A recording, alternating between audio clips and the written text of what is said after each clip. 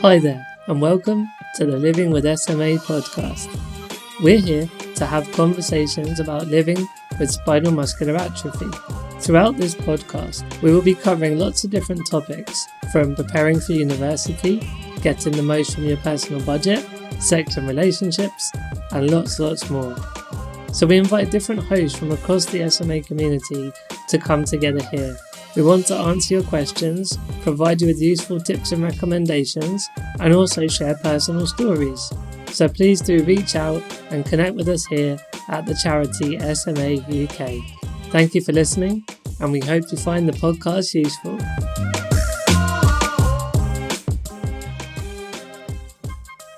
Hello, hi everyone. So my name is Steve and I'll be hosting this episode of Living with SMA.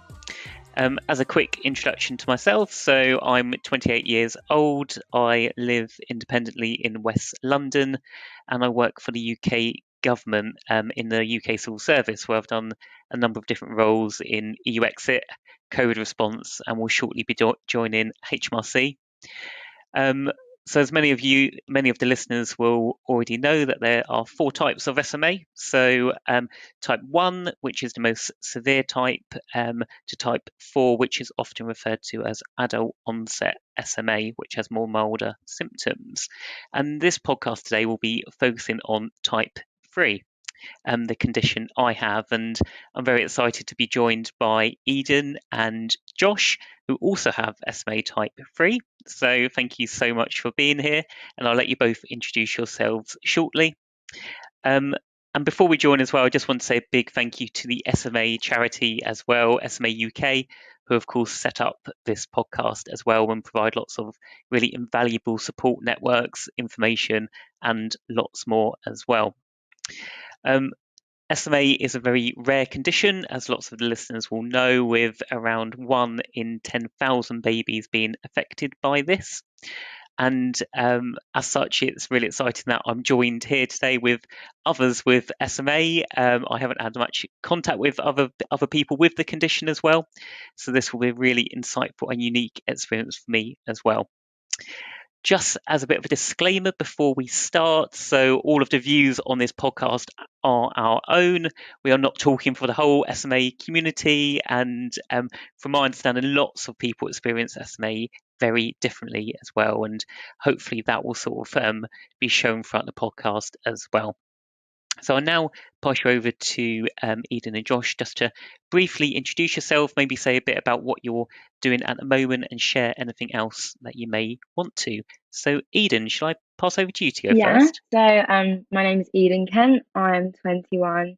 I live in Hertfordshire, but I'm currently living in Norfolk for my degree. So I'm studying psychology and I'm in my 3rd year. And obviously I have SMA Type 3 as well. Thank you, Eden. Josh? Hello. So hi, I'm Josh, 28, same as Stephen. I've got SMA Type 3. I was diagnosed 18 months old. Went to university. I did IT management and business. I graduated back in what feels like a lifetime ago, 2015. And then I worked for a couple of years in cybersecurity. And then 3 years ago, I set up my own business. I've been running my own business, do quite a bit of work in the travel industry space, in aviation, do quite a bit of volunteering and other trustee work outside of running a business, and another job which I just started this week, which is quite exciting as well. So lots going on over here.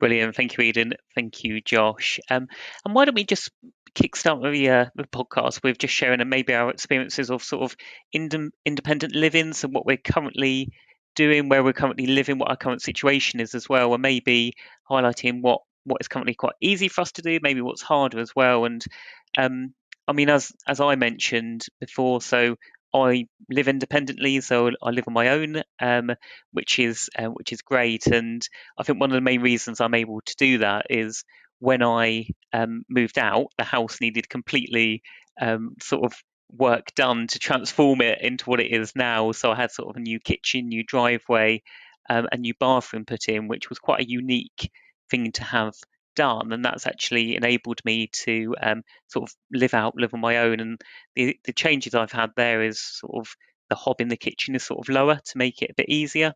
The bathroom's obviously adapted, and I've got a driveway, which means that I can actually park my car about 2 foot from my front door, which actually means when I sort of get out the car, I can easily get in into the house and all of that. So these changes, I suppose, weren't sort of naturally done with the house really, but are really important for me and sort of enable me to live really independently.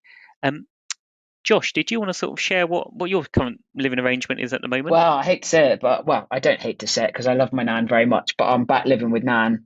Well, actually, I've never lived with nan.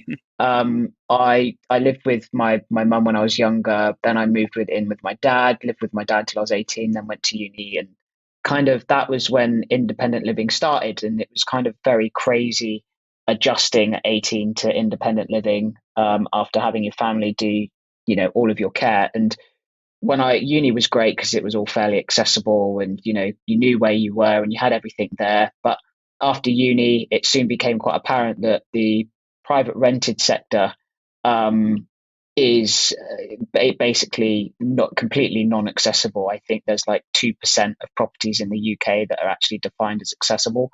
And so when you come out of uni and you want to start a new job, and you have to go from one part of the country to another, and they want you to start in 3 months, trying to find somewhere to live is nigh on impossible.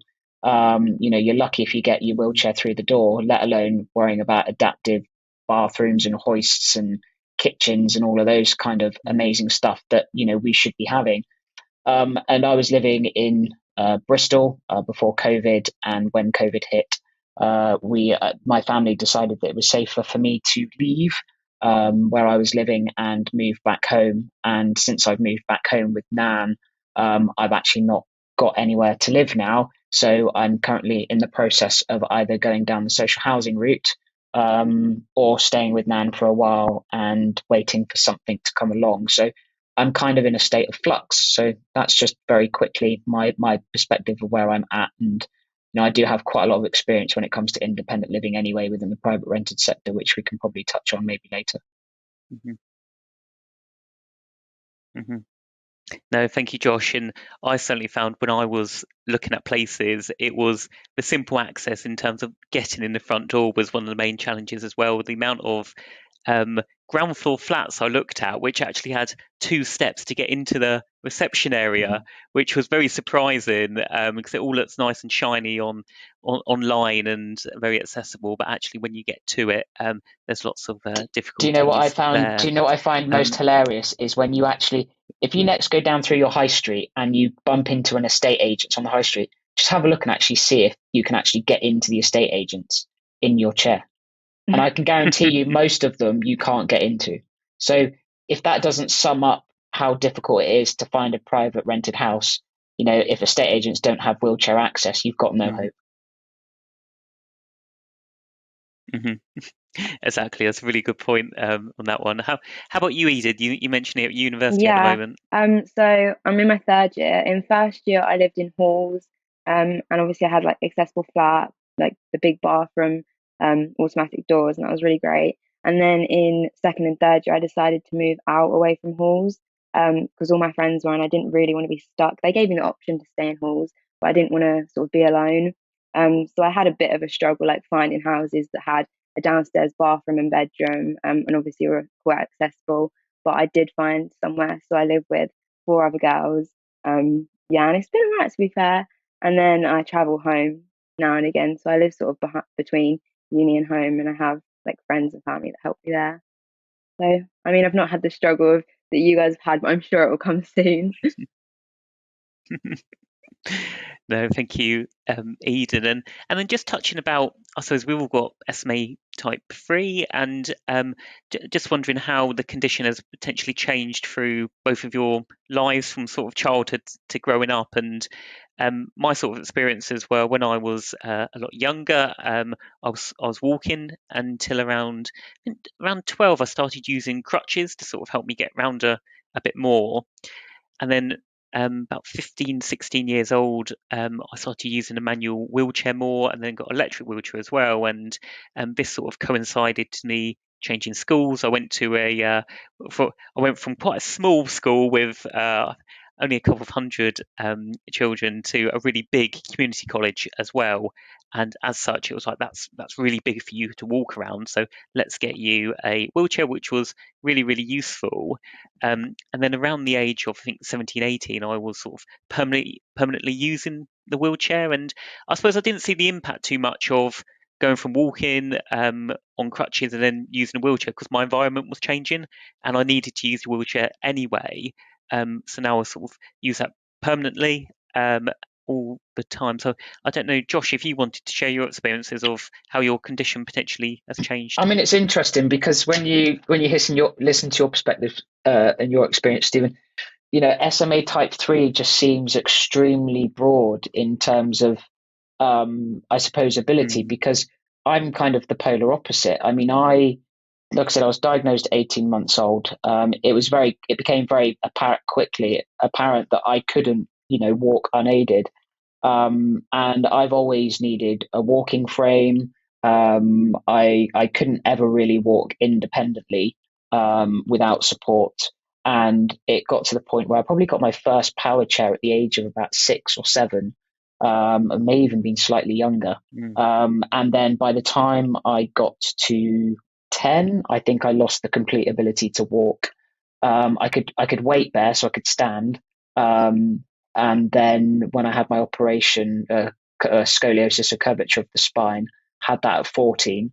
And then from then on, I've not weight bared, and I've been hoist transfer ever since. So that's what, now 14 years ago. So I mean, it's interesting. I mean, I still got a fair amount of mobility, but I'm now at the point where I do rely on, PAs to do all of the main bulk of the kind of personal care and, the day-to-day stuff. But, independent wise, I can still do most things at this moment in time anyway. Mm-hmm. And how about you, Eden? Yeah, so I would say I've stayed quite stable throughout. So I was diagnosed round 2, and they kind of realised because I was falling over loads and couldn't really keep up with everyone. But I have maintained the ability to walk throughout. I used a buggy when I was younger, obviously like most children do, and I had that till probably around 8 maybe, and then I got my manual wheelchair. But my arms have never been strong enough to self-propel, so I've always had to rely on friends or family, or an LSA at school, which was fine. But then I moved to university, and obviously I didn't have that. So then I got an electric scooter, which I found really helpful. They've always tried to lean against getting an electric wheelchair for me, just because they encourage me to walk as much as I can. And obviously that really depends on the day. Some days I struggle to walk 5 meters, but other days I can walk 20. But that's, yeah, like I said, I think I've been quite stable throughout, but yeah, I've just changed my aids as to what's helped me at different times in my life.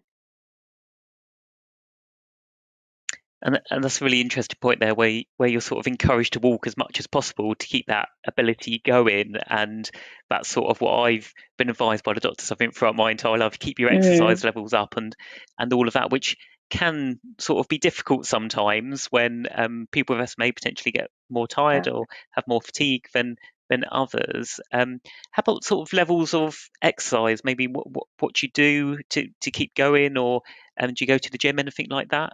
Yeah, I personally go to the gym. Well, I try to go 2 times a week, and I use the sit down machines, so cycling or rowing sometimes. But the best thing I found has been swimming.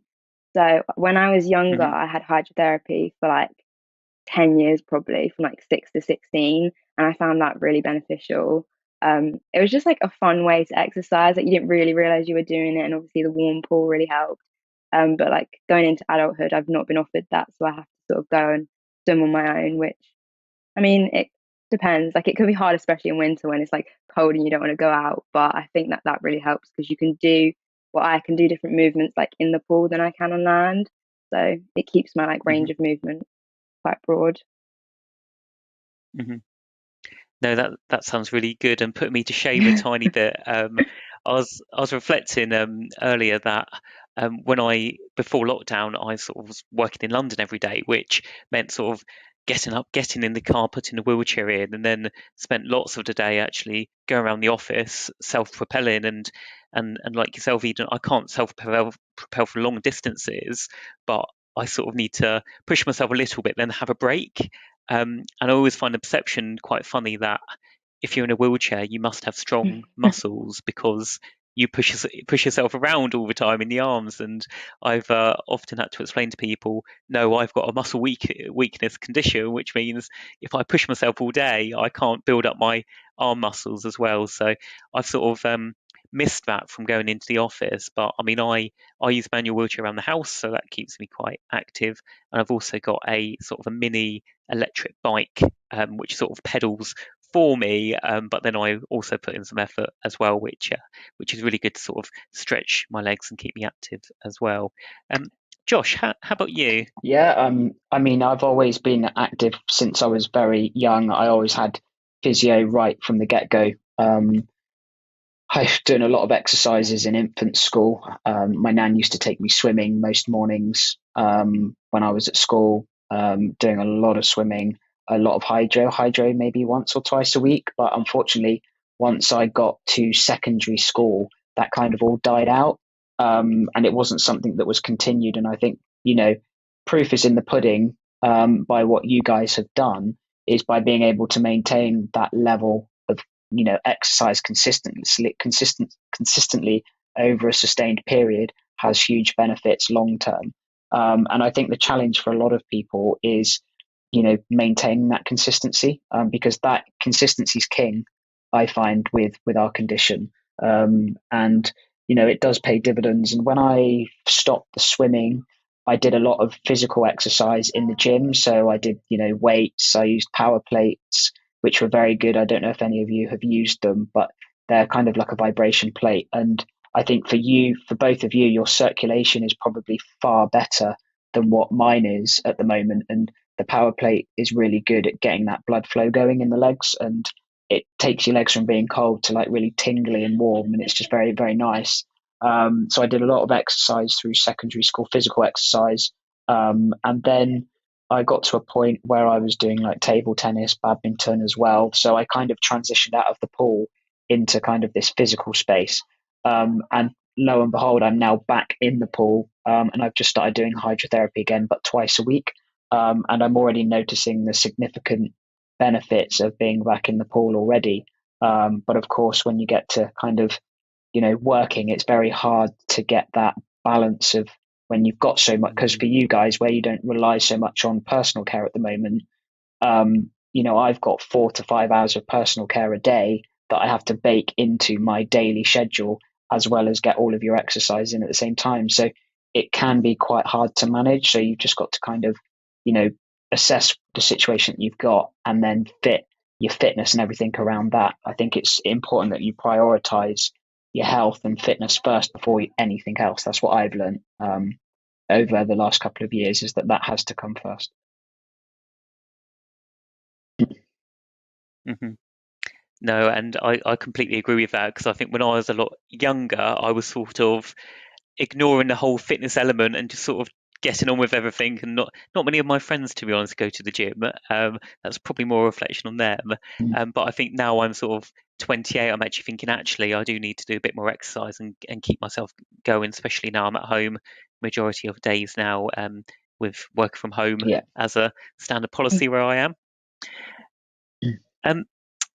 Just going on to, I guess, maybe experiences of work and education. And I mean, Josh, you mentioned that you sort of run your own business, so you probably have a lot more control over the hours that you work or the adjustments you need. But I suppose looking back from when you were sort of worked for the private sector, how did you find sort of getting employment and reasonable adjustments and all of that? Right, where do I start? So when I was applying for internships and graduate roles, it was difficult. I spent a whole year trying to find an internship, and being turned away by numerous employers and big corporate employers. And a lot of it was, I had the skills, but I just found that often these competency-based assessment days can be very difficult when you've got physical mobility, where you need to interact and engage, and sometimes it can be quite hard to take a leadership role in those situations. And I think often you're kind of set up for failure, not necessarily. It's really the employers having an understanding of what it is, or adapting the assessment days to suit you as an individual, to make sure that you've got the best environment to demonstrate that your skills to the best ability that you can to be judged for a role. And I often find that most employers just aren't up to scratch. And luckily for me, I built up some very good relationships through networking with an employer, and they ended up finding me a job, and I was then in. And once I was in that corporate space with that company, they offered me a follow-on role as a graduate. So I didn't really have any real issues finding a job afterwards. But in terms of like reasonable adjustments when I was at work, I mean, it was because I had quite a lot of mobility at the time, and I could go into work and I could technically probably still go to work now independently. It would be a bit more challenging. But I could probably manage it if everything was set up in the right way. But I didn't need any adjustments at the time. So it was very much my employer didn't need to do anything for me. And because it was such a big company, it was all accessible with toilets and lifts and all that sort of stuff. So I've been very, very fortunate. But since I've set up my own business, where I'm traveling, meeting clients that don't have accessible places, or I'm in and out of cars and transport, I do need a lot more support. So now I get full-time support through Access to Work, with a PA that helps me both offline and online with any kind of note taking, traveling, personal care when I'm away. So I've kind of got the full shebang really. So I would say my route into kind of employment, getting reasonable adjustments in the early days, it was more employer perception, but actually no, there's plenty of support out there available to get you into the workplace. It's just employers don't always know that exists. And often when you're young as well, you're not necessarily so aware of what's out there and available to you. And kind of employers, when they're bringing you through internship, grad programs, or hiring you as a senior role, they should really be aware of what support they can access as an employer to bring people with disabilities into the workplace. Mm-hmm. No, definitely. And I think I share quite similar experiences to you. When I was sort of looking for internships, I must have applied for maybe 30 different places before. I don't know if that was the quality of my application or anything else. And in theory, I mean, being a wheelchair user, sometimes that can be quite easy for employers to think we've got disabled parking, we've got a disabled toilets, we're all fine. But actually, there's obviously another layer of adjustments and that ability to sort of reach out and request them as well. And I found as well, there seems to very much a culture in lots of places that you sort of need to work long hours and really hard to sort of get promoted and sort of go through the ranks as well, which also can be quite challenging as well if you potentially have disabilities or other conditions that may make you more tired and require additional care and all of that. I mean, Eden, you're slightly different position than me Yeah. and Josh being at university, but what adjustments have you had when sort of going to university and being there as well? So like I said, I had the accessible flat. So my room was a lot bigger, so I could, store my electric scooter because I wouldn't have been able to get it in a standard room. I had like a wet room en suite, so it had like a seat in there, and then I also had like pull cords all over my room, so in case I fell or needed any assistance. And like I said, automatic doors. So they were the adjustments there that I thought were really beneficial. I also had a question for you guys in regards to like the recruitment process. I am obviously going Mhm. through it at the moment, and I struggle knowing when and how to bring up my disability. So obviously in applications, and a lot of the time it's not applicable to bring it up. And then you get to the interview, and all the interviews I've had have been online, and I don't know when is the right time. Is it at that time at the interview or like afterwards that you bring up like your disability? Stephen, do you want to go or do you want me to go? Do you want to go first, Josh? Um, I, You go first, and I'll come in second. I mean, I often find it's a little bit like dating. it's, if in the online dating world, if you don't disclose your disability and you chat with somebody for a while and get to know someone, and then you chuck in the disability at the end, they go running for the hills, right? Almost every single time. And it's employers are the same, and they won't ever admit it, but they are. They don't. They have to be seen to be encouraging people to apply with disabilities. And I think there's a lot of good companies out there that do try their best. But there's a lot out there that just don't necessarily want all the hassle.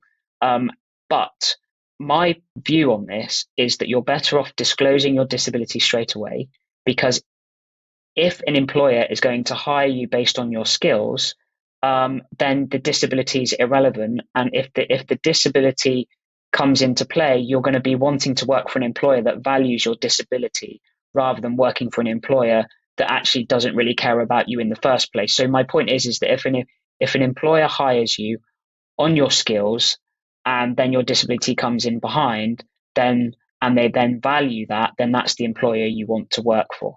So my perspective is share your disability, go and nail your skills, and when you get the right employer, you'll be working in an organization that actually values you, because there's nothing worse than working for a company that doesn't. Good point. Yeah.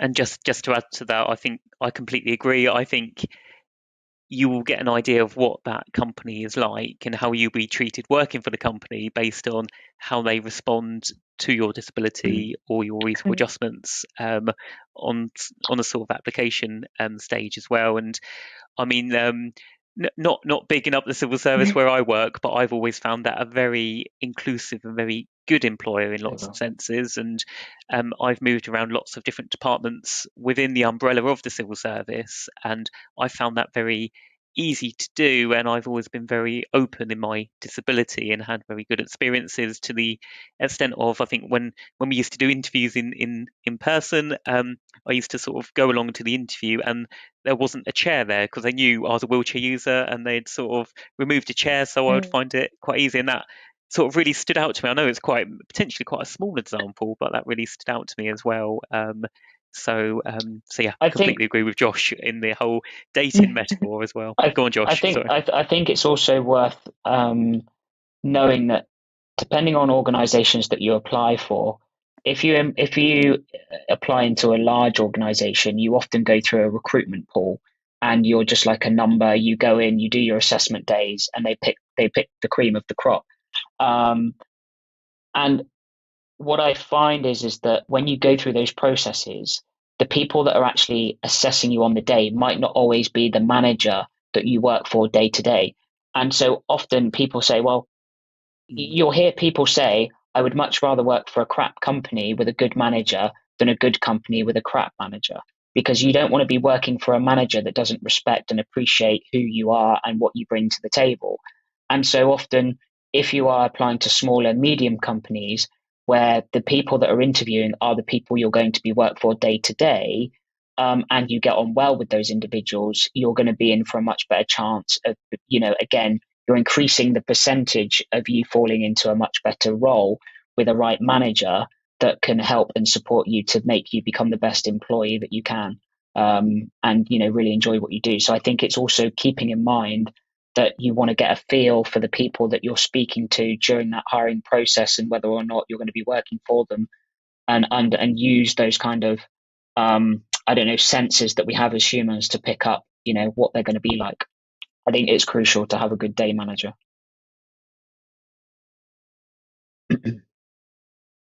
Mm-hmm.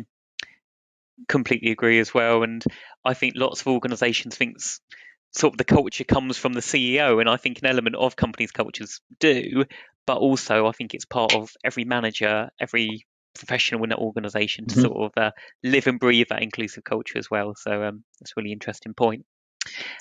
Just picking up about, I suppose, perception of disability, which I always find really interesting. I mean, me myself, I drive, and I think lots of people will sort of look at me being in a wheelchair and go, well, how can you drive, sort of thing. I mean, there's obviously as a wheelchair user being asked about why I'm disabled as well, and I always find it quite interesting the ways people ask that questions. So some people have sort of said to me, "What's happened?" And I think they sort of expect a big accident or something, and a really interesting story. I've also been asked sort of, can you feel your legs? So there's like this assumption that I can't feel my legs for some reason, and strangely, I mean, the third one I remember is someone said to me, "What leg is it?" So I don't know what they were trying to say there, but they saying one of my legs looks Stephen, odd, you or something lucky like that. So boy. perceptions are really interesting.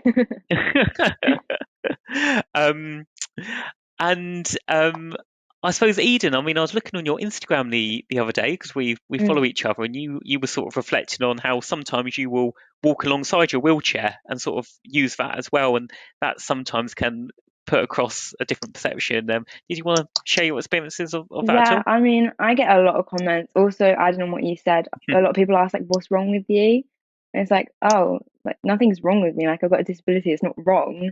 Um, but yeah, I kind of feel like I get both sides of it. So when I am using my wheelchair, for example, and then I do get up and walk, people will be like, "Oh, wow, like it's a miracle. Like, well, like how comes you can walk and you need a wheelchair? If you're walking, you don't need a Mm, wheelchair." Because like you said, people have these assumptions that they think they know what it should and shouldn't be. And then also on the other side, if I'm not using my wheelchair, I get comments like, "Oh, like why are you limping? Like what's wrong with you? Again, like have you hurt yourself?" And I mean, depending on mm, my mood and how I feel, then it depends how I answer. Sometimes I'm just like, "Oh, I'm fine, like nothing," and sometimes I will explain like, "Oh, I've got a muscle weakness." Um, but yeah, I think people just have this perception that all disabled people should look the same, and the idea of what they think a disability should look like is what they're sort of stuck in that way, and they don't believe that because I can walk, I also need a wheelchair. And yeah, mm, I just think it's such a silly comment because I don't know what people expect from that, and nothing's wrong with me. I just have a disability, and if you ask me nicely, I'm happy to explain. But some people just don't, and people love to stare as well. And I'd rather someone come up to me and ask me like politely than just sit there and stare. And yeah, I get that a lot, but I sort of learned to ignore people now when it comes to that. The best thing you can yeah, do, I've experienced the staring as well. Go on, Josh. the Sorry. best thing you can do at starers is stare back and smile bigger than what they're smiling because they don't like it. It confuses the shit out of them.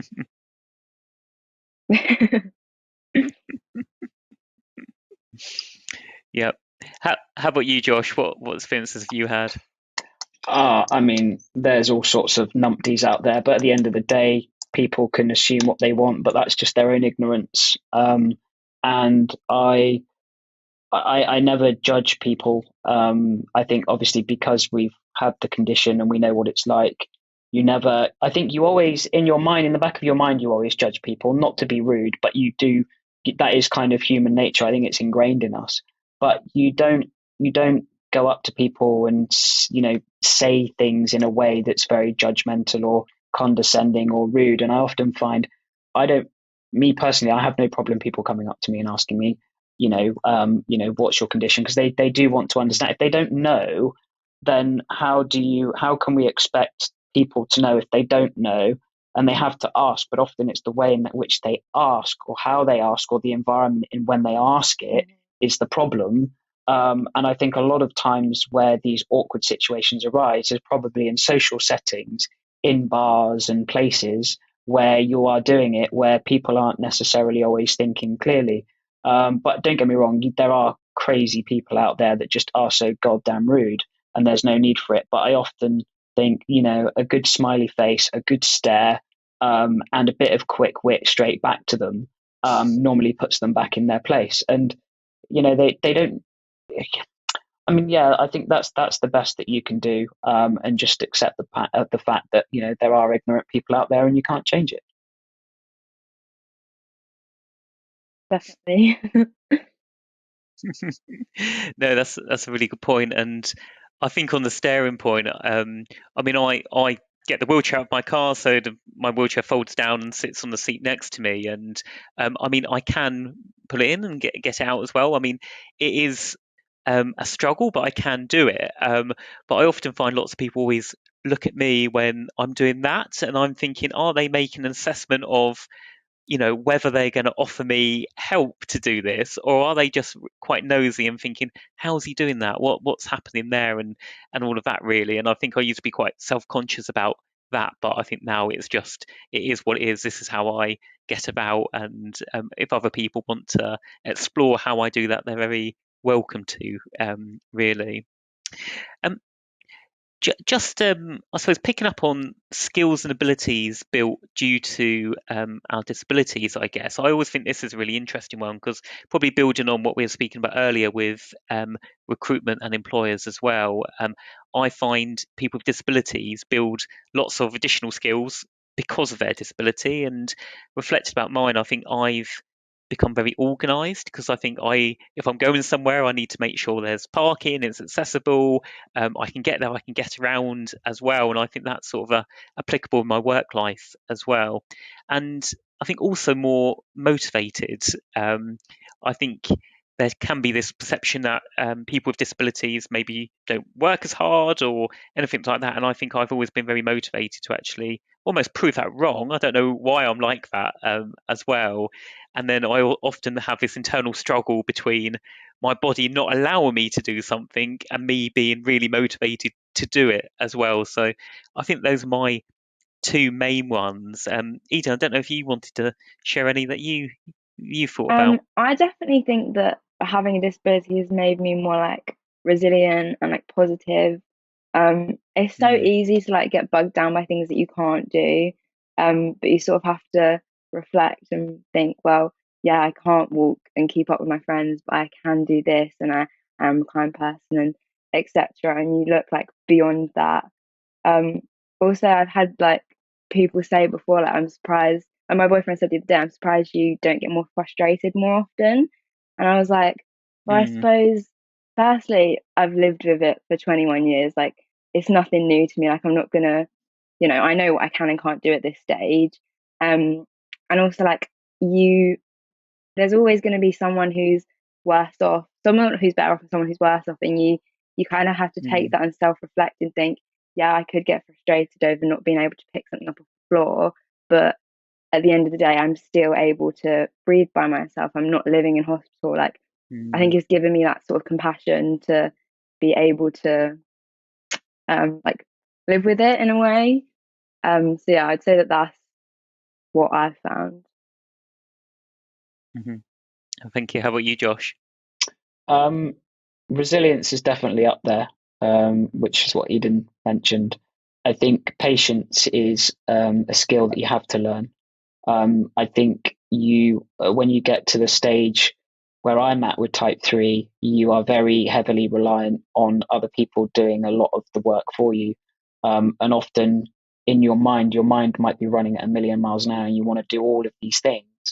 But unfortunately, when you're relying on other people, they can't necessarily go a million miles an hour, and you have to be patient and mindful and respectful. That people can only go so quick, and it's not like you can make yourself go quicker. So I think patience is a really important one.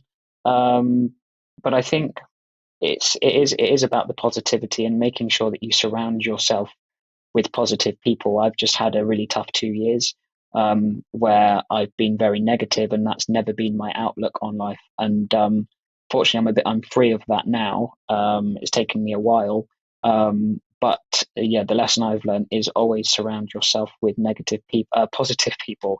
And if you are around negative people, you need to get rid of them as quickly as possible, because you're fighting more than enough every day just to be able to do what you want to do. And the last thing you need is that added pressure of other people bringing you down. And so for me, that's what I would, the ability to get rid of people that bring negativity in your life, get rid of that. Um, and I think, yeah, you're right. I think there is definitely an element of organization. I mean, I'm not going to lie, mine's pretty crap at the minute. I mean, I've had so much going on, that the one time you need organization skills, it's not there. But you are right. It's you do need to be able to organize things well and plan ahead. I think we become very good planners, don't we? Because we're always trying to figure out, what problems could arise if we go somewhere, and what do we need to have in place. So yeah, I mean, there's lots, but I think, yeah, those would be kind of my areas that I would look at, Stephen. No, that's really interesting. I like the negative people comment as well. And I suppose there's some people that will always say, you can't do this. And the question is, how do you turn that around to how can you do this, as well? And I often find as well, being disabled, sometimes there will be places you can't go, that aren't accessible, and lots of, I suppose, friends and family get really, really annoyed by that. And they always say, and I think, like you were saying, Eden, why aren't you annoyed by this as well? And I was thinking, well, I think that's Yeah. just how it is. You sort of have to come to terms with, yes, the world is getting better, but it's not anywhere near 100% there yet. And you sort of just have to think, okay, I can't do that today, but I can do all these other Yeah. great things. So it's that acceptance at some level as well. I think it's actually natural instinct. I think it's ingrained in us because we're born with it straight away. The body knows something's not right, and so Mm, you're from a baby, subconsciously you're already adapting to the things that your body knows it can't do, and so you grow up knowing that you can't do something, and you find a way of either to overcome it, and I think you just learn to deal with that. So you have that mindset anyway. And the thing is that when people grow up, without, SMA, for instance, they grow up to be able to do all the things that, they want to do, and they don't necessarily come up with any significant struggles in being able to do those things. And so they don't, therefore their mind is wired in it from a completely different perspective. And so it's no surprise that people struggle to kind of put themselves in our shoes because they don't necessarily know. And often I always find it's people that are able to be empathetic and put themselves in our shoes are those individuals that have had similar struggles, not from mm, an SMA perspective, but from their own personal struggles in their own life, where they can be empathetic and understanding when they've tried to do stuff in their life and found it difficult. And I always find those are the best people because they're the ones that can resonate with you. And yeah. mhm. No, definitely. Um, and just building on, I suppose, the challenges with society, I guess. And this can be both, I suppose, perception and physical access to places as well. I was just wondering if either of you had any reflections on this overall. I mean, my bugbear, and I'm going to mention it, is the inconsistency of disabled toilets. You will get some which are, almost bigger than my house, which are really well equipped and all of that, and others which are tiny. There's loads of boxes in there, and the toilet's really low down, all of that stuff. And I think the other one I've sort of experienced is public transport can be quite difficult sometimes as well. And I mean, I don't use the train system or underground that much, but I always get surprised that you have to sort of pre-book assistance. I mean, it's great the assistance is there, but I think there's that assumption that actually, if you have a disability, you can't be spontaneous in some senses. So I think that sometimes those are two of my bugbears almost. Eden, did you have any that you wanted to I bring? mean, in regards to the accessible toilets, I feel like I could rant about that all day. There's been a few instances where often disabled toilets are locked and you need to get a key for them. But Mm, often I forget my own one, so I have to ask, like, can I use a disabled toilet? And I have had people look me up and down and been like, are you disabled? And obviously that's quite a difficult situation because then you just feel mm, uncomfortable and it's like, well, obviously, why else would I be asking for the disabled toilet key? I'm not just being lazy. And also, on like a girl's perspective, a lot of disabled toilets don't have sanitary bins in them. I found they either mm, have like 5 in there because they're storing them, or they have none because they assume just because we have a disability we can't have periods, which is obviously very wrong. And then in regards to like the pull cords, a lot of the time, I would say over half the time, I notice they're all like tied up to be like out the way, mm, which obviously defeats the whole point of them because they should be on the floor for an emergency. If you fall, I can't reach it if it's 2 meters in the air because I'm going to be on the floor. So yeah, they're probably my like bugbears when it comes to accessibility and toilets. And I've wrote lots of angry emails, and a lot of the time I don't get anything back, but I think hopefully they're reading it and reflecting on it, and it will improve, hopefully.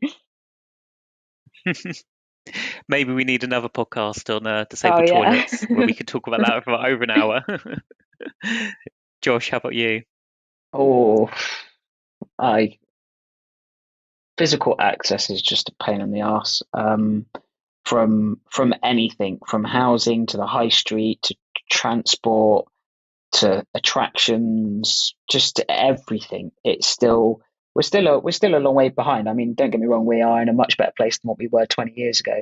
But I mean, I've seen all sorts. So one night when I was at uni, we went out to a nightclub, and we went into this one in Bristol, and there was an elevator to go into, and it was to get me up to one of the dance floors, but it wasn't actually an elevator. It was an elevator for drinks and, like, to get stock up to the floors, and it was a lift with a gate that was completely pitch black and no buttons inside. It was, I mean, it was horrific. And I literally had to lie back in my chair to fit in because sat up, I was too high. So I had to lie back to get in. It was completely dark. No one would have ever heard that I was in there because it was so noisy. And I just had to hope that these guys that said they were going to take me up were going to go up there and let me out. Otherwise, I'd be stranded in this lift. But it was rammed with boxes before I went in as well. So I had to take all of the boxes out for me to get in, to go up. And the amount of times I go to restaurants and you find the toilets, the disabled toilets in restaurants, are just piled up with boxes of food or, cleaning or toiletry stuff, and you can't use it, or they're out of service. And it's just constant. I mean, public transport again is a pain in the backside. I remember back in the day when I had one occasion where there was a bus driver, for whatever reason. I don't think he really liked me because it meant he had to get out of his seat to get out of the bus to get the ramp out so I could get on, so he could then get back into his seat to drive the bus. And I remember one day he saw me, he jumped out of the bus, and he was obviously clearly having a really bad day. He opened the ramp, slammed it down on the floor, and in doing so, he broke the ramp and said, "I'm sorry, but you're now not going to be able to get on the bus." He got back in the bus and drove off, and I had to wait an hour, and it was 4 degrees. I had to wait another hour for the bus after college to get home. And if he just opened it properly, it wouldn't have broken.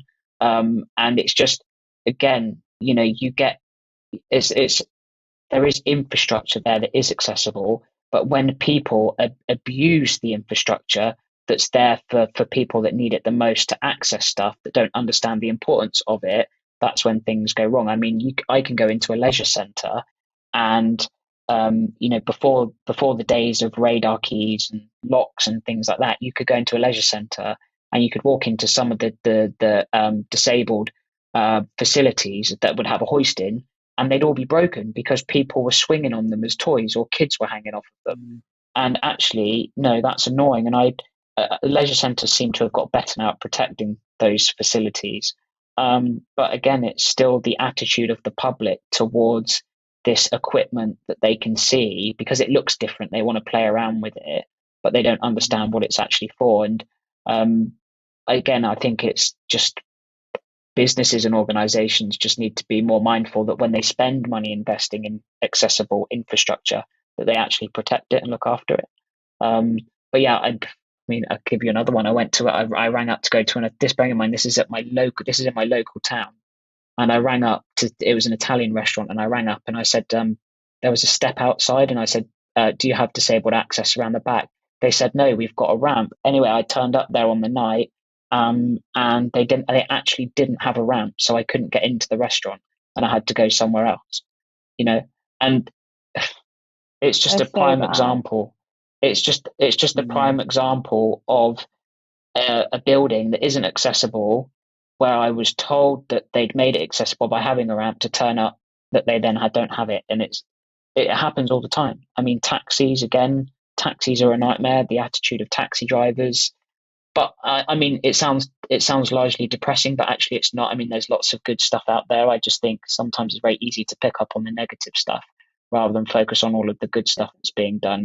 With like changing places, toilets, that's been a huge improvement to a lot of people's lives, Mm, and organizations have embraced it. So, I don't want to be too harsh, but the point is that, there is a lot still happening out there day to day where people still struggle to do the basic stuff. mm, mm.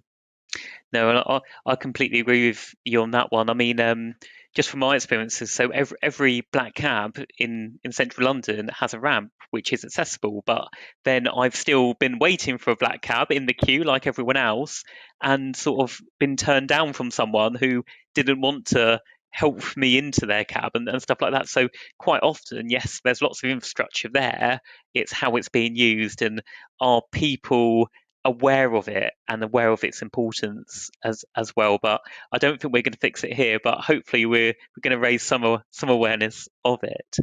Um, Moving on to treatments for SMA next, which I think is one of the hot topics in the SMA community at the moment. And I think for me, I've had a few appointments recently talking about treatments, and I think previously my attitude has always been I have a muscle weakness. I just need to get on with it and sort of live my life and keep my exercise and everything going. And I think I was quite surprised that the treatment sort of came about as soon as they did. I didn't think they would be here in my lifetime. I don't know if that was slightly ignorant of me, but it sounds like there's a couple of them out there on the NHS, which is really good. Josh, I don't know if you wanted to sort of share your experience of treatment, maybe share what's out there at the moment. You probably have a lot more knowledge than I do in this space. Um, yeah, well, I suppose keep it relevant to type 3. Um, Recently, Mm, last year, there was the RISDA plan, or known as, I never know how to pronounce it, Visdil, or however you say it, that has come, yeah, which has just come through, and people with type 3 can now get access to that treatment. hmm And I mean, I haven't started it. I'm going for an assessment in a month or so. Let's see how that one goes. But my doctor was very much like, it won't make you walk again. And I was thinking, well, I wasn't expecting it to make me walk again, but it may sort of stable my condition, or I might get reduced fatigue and stuff like that. Really. So yes, that would be very interesting. They also said it's very much a journey for everyone. It sounds like not many people have been on it. So I think there's still a lot of research being done currently as well. How about you, Yeah, Eden? so it was mentioned to me about having Spinraza back in 2019, and then obviously COVID sort of put that to a stop. And then I had a consultation on Saturday just gone, so I am going to be starting Risdiplam.